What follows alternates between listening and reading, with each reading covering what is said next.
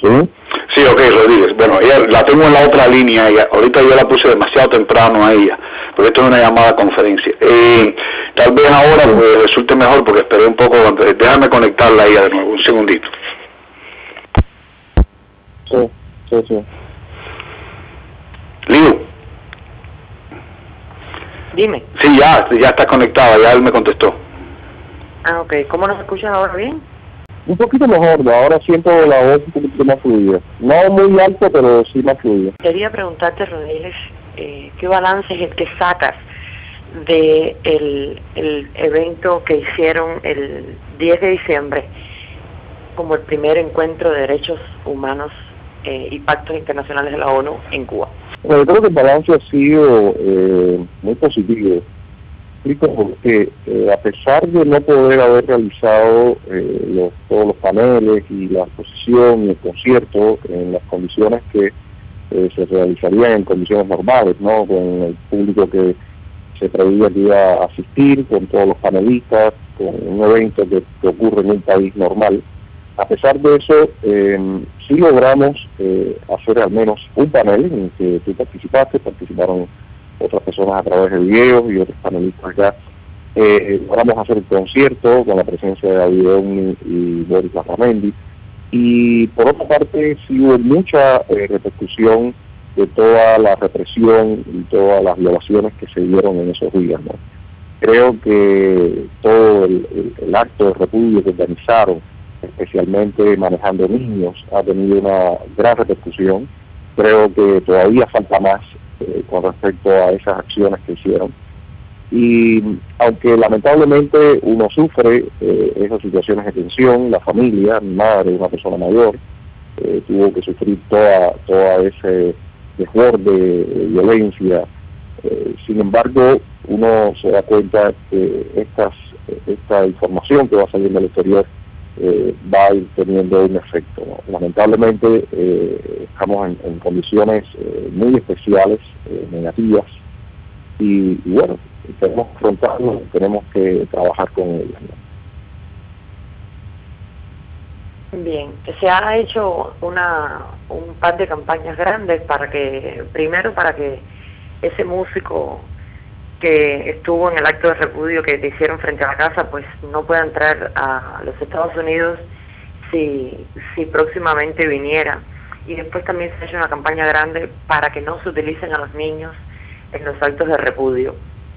¿Qué te parece a ti el papel que están jugando los cubanos que están fuera de Cuba en este sentido? Pero yo creo que es fundamental. Yo creo que es fundamental que trabajemos juntos. Yo creo que es fundamental que logremos frenar las violaciones constantes de los derechos humanos, los atropellos. Para nada son nuevos, llevan muchos años.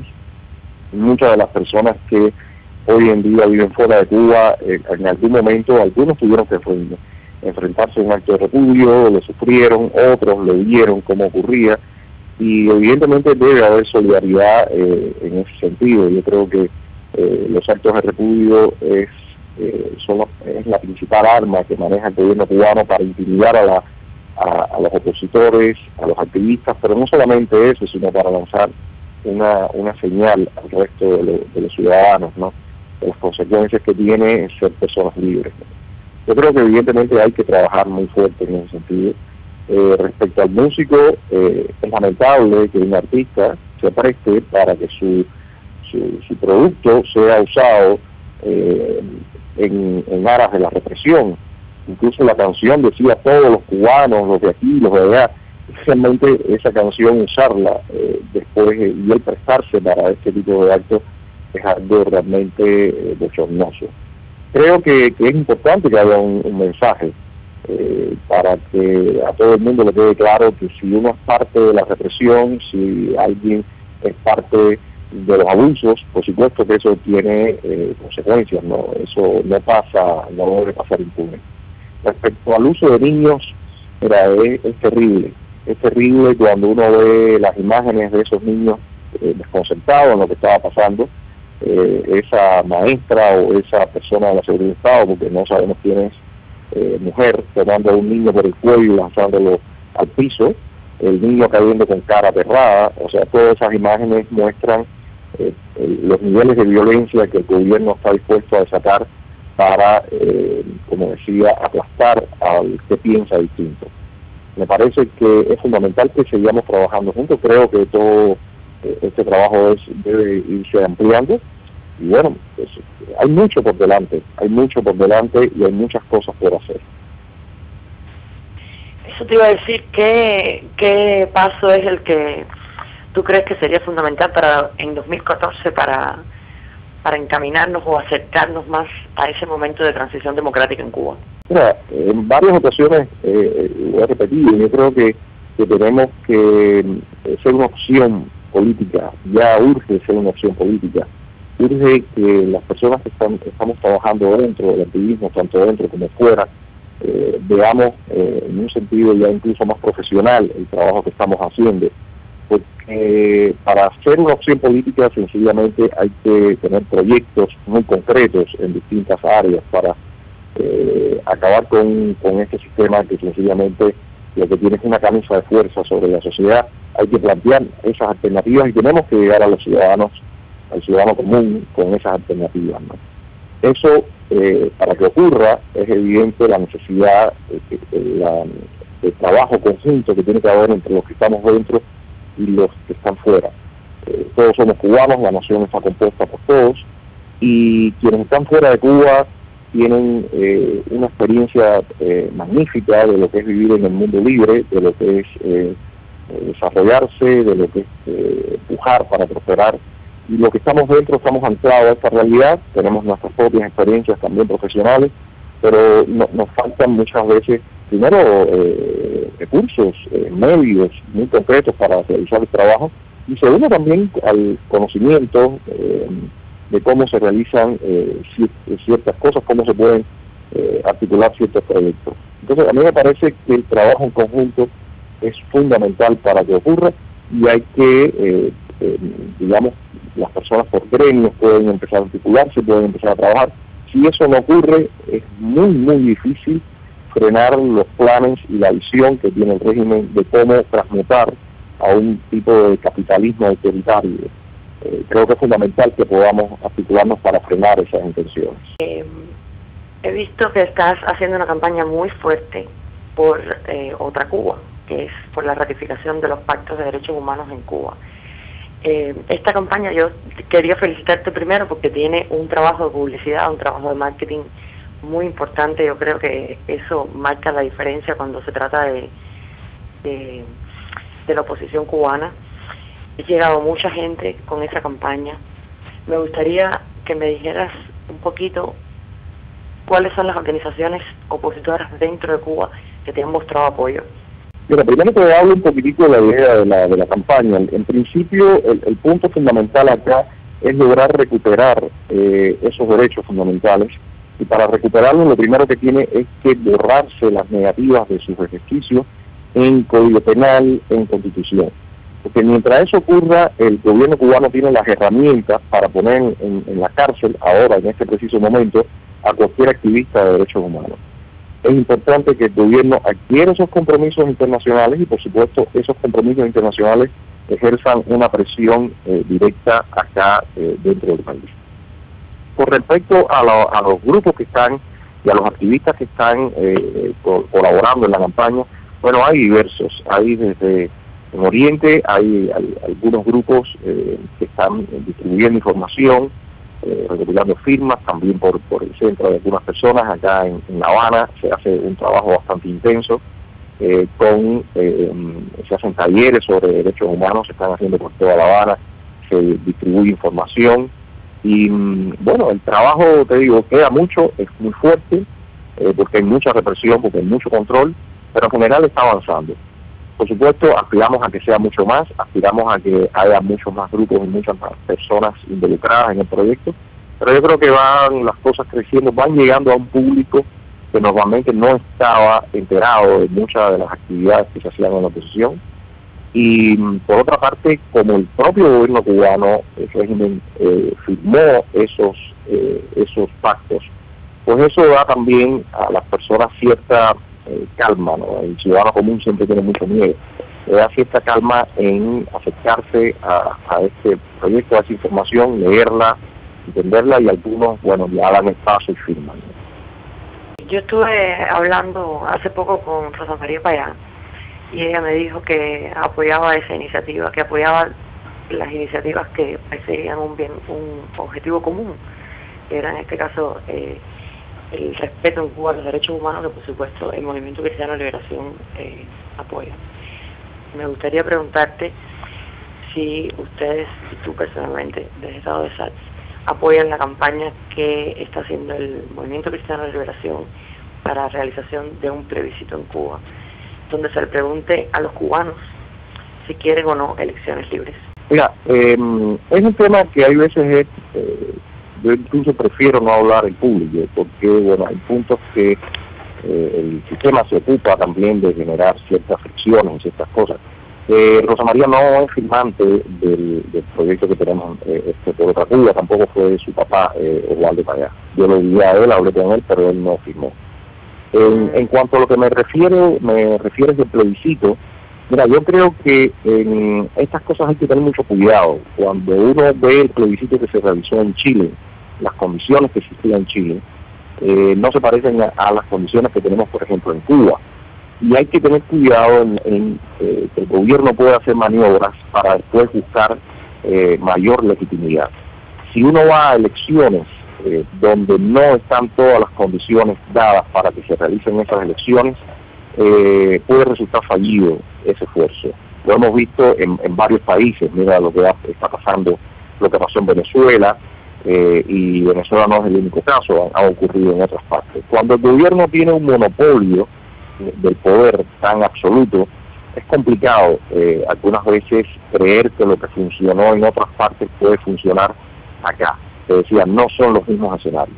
Por supuesto, en algún momento la situación cubana se definirá por elecciones, por eso somos demócratas, pero te digo, ojo, hay que tener mucho cuidado con el escenario que uno está viviendo y las posibles manipulaciones que puede hacer el régimen para al final legitimarse o tratar de legitimarse, sobre todo hacia la arena internacional. Ha habido una cierta polémica con el tema de los viajes de los opositores fuera de Cuba.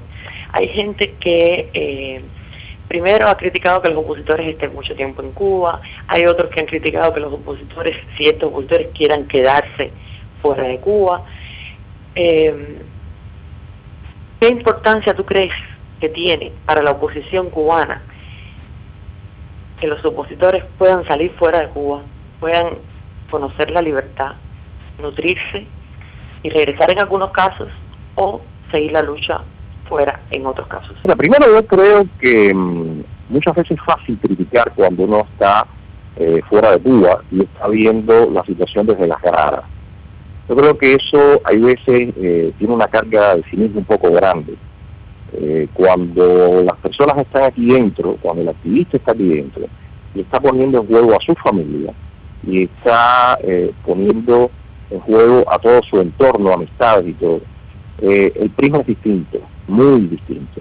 Cuando se está fuera y se tiene seguro los estudios de los hijos, la salud de los hijos, la integridad física de los hijos, la estabilidad emocional, bueno, pues uno se sienta en una computadora y uno puede escribir lo que quiera, uno puede comentar lo que quiera. Pero es distinto estar en las gradas y es distinto estar ahí en el terreno donde están ocurriendo las cosas. Creo que es válida la crítica, por supuesto, en todas partes del mundo es válida la crítica, pero yo creo que tiene que haber un realismo cuando uno hace esas críticas, ¿no? Si un individuo decide salir del país y residir fuera de Cuba, como lo están haciendo millones, miles y miles de cubanos, millones de cubanos, pues sencillamente es su libertad individual. Si él lo desea, tiene todo el derecho de poderlo hacer. No creo que nadie tenga que estarle criticando esa opción. Y si alguien quiere que las cosas dentro de Cuba se hagan de una manera X o Y, que venga aquí dentro y lo haga. Pero no solamente venga solo, que venga con su familia, que venga con sus hijos, que venga con sus nietos. Y entonces creo que va a tener toda la legitimidad para decir esto se hace así y se hace de otra forma. Hay veces a mí me molesta mucho escuchar comentarios, no, lo que tienen que hacer es esto, lo que tienen que hacer es aquello. No, señor, usted puede venir. Hay mucha gente que ha venido hay mucha gente que están haciendo las cosas acá, entonces hagan sus ideas, desarróllelas. Todos estamos ávidos de que haya proyectos, de que haya distintos acercamientos para tratar de provocar un cambio en Cuba. Quien lo quiera hacer, que lo haga. Con respecto a la salida, creo que es fundamental. Creo que estar en una jaula es algo terrible. La salida de los opositores fuera del país ha dado la oportunidad de intercambios, ha dado la oportunidad de tener nuevas perspectivas. Yo creo que es provechoso. Por supuesto, algunas cosas quizás pueden ser interpretadas o son interpretadas de forma negativa. También es normal que eso ocurra. Pero de todas formas, los derechos fundamentales, dentro de lo que está contenido, la libertad de movimiento, siempre creo que es algo necesario. Muy bien. Otra cosa que ha causado gran polémica fuera de Cuba es el problema de la financiación de los políticos. A mí me causa a veces gracia, a veces un poco de vergüenza, porque en el mundo entero la política pues se financia y en el mundo entero se recaudan fondos para los políticos y nadie se escandaliza. Esa es una pregunta recurrente y de las mejores respuestas que escuché, se la escuché a Oswaldo Payá hace unos años atrás, cuando creo que por CNN, una emisora, le preguntaban algo así por el estilo de, tú sabes, las preguntas estas de mercenarios, y él refirió que decía, bueno, aquí las personas quienes están usando a los cubanos como rehenes para recibir dinero de sus familias fuera de Cuba, es el gobierno cubano. Y yo me pregunto, yo creo que fue una excelente respuesta, y yo añadiría otras cosas. ¿Quién cuestiona al gobierno cubano los terribles y enormes gastos en represión? ¿De dónde sale ese dinero? ¿Quién está subvencionando, quién está pagando por todo ese aparato represivo que es descomunal? Nadie cuestiona eso. Siempre me gusta recordarle a las personas, recordarás tú también, no sé si supiste, si estabas en Cuba o no en esa época, cuando aquello de la Casa del Oro y la Plata, que la gente fue estafada. Sí. Y esas toneladas de prendas, de joyas, de objetos valiosos, ¿dónde están? ¿Quién cuestiona al gobierno cubano qué hizo con todo eso? O sea, entonces, que un grupo de personas, por una vía o por otra, reciba una ayuda que al final es ínfima. Cuando el gobierno cubano habla de que la USAID está dando 20 millones de dólares al año o algo así, ¿qué son? En primer lugar, habría que ver exactamente cuánto puede llegar o cuánto llega a los grupos, a los activistas. Pero yo me pregunto, ¿qué cantidad de dinero es esa en comparación a todos los recursos que tiene el gobierno disponibles? Pero no solamente recursos financieros, recursos humanos. Cuando un gobierno trae a niños para enmascarar un acto represivo, ¿cuánto cuesta eso en términos financieros? Yo creo que no tiene cálculo. Yo creo que hay demasiado cinismo cuando se empieza a hablar de este término del dinero que recibe una persona, ¿no? Que finalmente lo que le da es para sobrevivir o para tratar de hacer algunas pequeñas actividades, organizar algo mínimo, en comparación con los inmensos recursos que recibe el gobierno cubano, todo lo que recibe de Venezuela, todo lo que recibe por remesas que al final quedan en ellos y ellos lo están usando, pero que por otra parte en el caso de los cubanos es necesario que se mande para que la familia no muera, no esté en inanición. Entonces mira, ese es un tema que a mí me encantaría en algún momento poder en un debate televisivo discutir. Por supuesto con alguien de régimen no se sentaría a hacerlo, pero es un tema que yo creo que tiene que tocarse en su dimensión. Basta de ese cinismo, basta de estar cuestionando 3, 4 pesos cuando la gente lo que está pasando aquí es una situación terrible y cuando el gobierno dispone de todos los millones que se le pega la gana. Muchísimas gracias, Antonio, por darnos finalmente la entrevista que tanto nos ha costado. Ha sido un placer. No, pues nada, gracias a ustedes. Y felicitarte por ese primer encuentro de derechos humanos que definitivamente yo creo que va a marcar un antes y un después, y por todo el trabajo que tú y Ayler y Walfrido y todos los demás están realizando desde estados del SATS. No, gracias a ustedes y mira, estas cosas son necesarias. O sea, es necesario que haya este tipo de intercambio, de colaboraciones, que se difunda. Todo esto es a lo que yo me refiero cuando hay que trabajar juntos. No es importante que sea. Parecen quizás cosas pequeñas, pero cuando eso empieza a crecer, y empieza esa ola a moverse, los resultados se notan enseguida. Se notan, eso esperamos. Lo que le digo. Ok, Antonio Rodiles, déjame el libro. Y gracias, y también saludo a José y un gusto. Ok, igualmente, Rodiles, no, es J. Vicenturi, y saludo a Mayler, muy amable, muy gentil ella también, y ya usted sabe, estamos aquí solamente, nuestra misión aquí es darles apoyo a ustedes, es lo que es una forma modesta de cooperar con la causa de Cuba. Ok, entonces nos despedimos, y ha sido un gran placer oír tu entrevista, que se vuelva a repetir, Rodiles. No, gracias a ustedes, un abrazo fuerte, y felicidades por feliz Navidad, y esperemos que el 2014 traiga la ansiada libertad. Podamos reunirnos en Cuba, ok, correcto. Okay, ay, sí, una Cuba libre. Ok, bueno, hasta luego entonces. Bueno, un abrazo fuerte, gracias. Bueno, gracias.